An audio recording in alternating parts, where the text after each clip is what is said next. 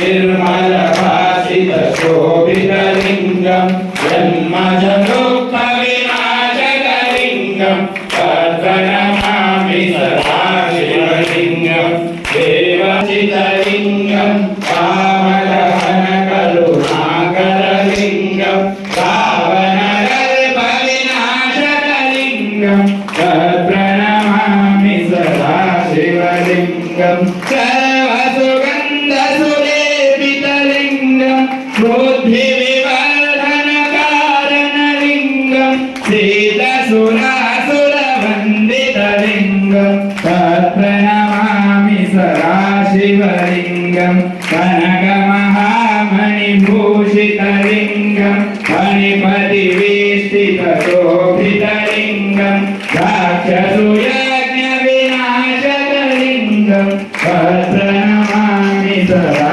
शिवलिङ्गं